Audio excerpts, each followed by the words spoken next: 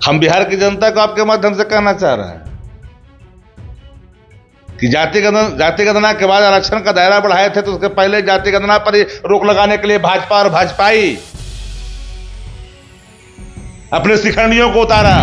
नीतीश जी भी कभी आरक्षण के पक्षकार नहीं रहे। जन नायक कर्पूरी ठाकुर के आरक्षण के खिलाफ इन्हीं के लेख आए थे नीतीश जी के। जनता की अदालत सर्वोपरि होती है, माफ करना। सरकारें बदलेगी, निजाम बदलेगा, शेड्यूल 9 में डलाएगा। कब बदलेगा? अब तो बदल गया। आने पर जल्दी इंतजार करिए। रहे मन चुप भय बैठिए, देख दिनन के फेर जब निके दिन ही बनत न लगी है देर। ये लोग हटेंगे, बन जाएगा। बिहार के मुख्यमंत्री नीतीश कुमार को एक बार फिर से सुप्रीम कोर्ट से बड़ा झटका लगा है। दरअसल जाति आधारित गणना कराने के बाद जो बिहार में 65% आरक्षण बढ़ाया गया, 15% आरक्षण बढ़ाया गया और उस 15% को शेड्यूल 9 में डालने की चर्चा हुई। हालांकि ऐसा हुआ नहीं। हाई कोर्ट में इसको स्टे लगाया, उसके बाद नीतीश सरकार गई सुप्रीम कोर्ट, वहां से भी खारिज हो गया। अब आरजेडी से पूछते हैं, ये भी साथ में थे उस वक्त और खूब कह रहे थे कि आरक्षण दे दिए, आरक्षण दे दिए हैं। झुनझुन्ना थमा दिए थे क्या? बिहार में जाति गणना हुई, तेजस्वी जी ने कड़ा कदम उठाया और कड़ा कदम उठाया बिहार हित में। गठबंधन की तस्वीरें बदली, सरकार में तेजस्वी जी आए, सीधे तौर पर जाति गणना हुई। जाति गणना की जो रपटे सूरत हाल आवाम की आई, आर्थिक, शैक्षणिक और सामाजिक, उसके आधार पर बिहार में आरक्षण की सीमा 65% कर दी गई। आपको स्मरण हो, हम बिहार की जनता को आपके माध्यम से कहना चाह रहे हैं कि जाति गणना के बाद आरक्षण का दायरा बढ़ाए थे, तो उसके पहले जाति गणना पर ही रोक लगाने के लिए भाजपा और भाजपाई अपने शिखंडियों को उतारा। उच्च न्यायालय से लेकर उच्चतम न्यायालय में,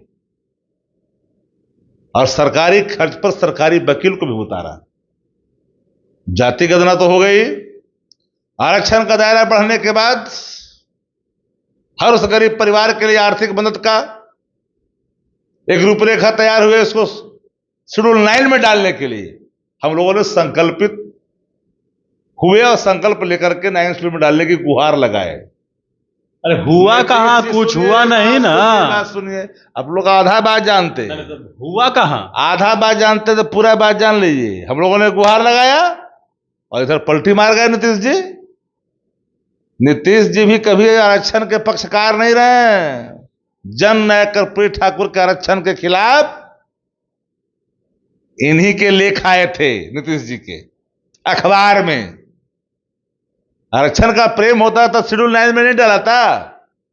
भाजपा का मजाल है जी कि नीतीश कुमार जी आग गिरोड़ दे और शेड्यूल 9 में न डाले, आगे पीछे सब ढीला हो जाएगा। नीतीश जी ताक देंगे खड़ा होकर के। तब मजाल है सरकार को, जिसके हाथ में सत्ता की चाबी है, शेड्यूल 9 में डालेगा नहीं। ईडब्ल्यूएस हुआ तो हम लोगों ने नाराजगी प्रकट नहीं किया, लेकिन जैसे ही गरीबों का, पिछड़ों का, दलितों का, कमजोर तबकों का आरक्षण का दायरा बढ़ता है, मानव संस्थाएं भी थर्रा उठती है, कांप उठती है। क्या करिएगा? उस समय तो बोले तेजस्वी यादव की सुप्रीम कोर्ट जाएंगे, आप कौन कोर्ट जाइएगा? जनता की अदालत सर्वोपरि होती है, माफ करना।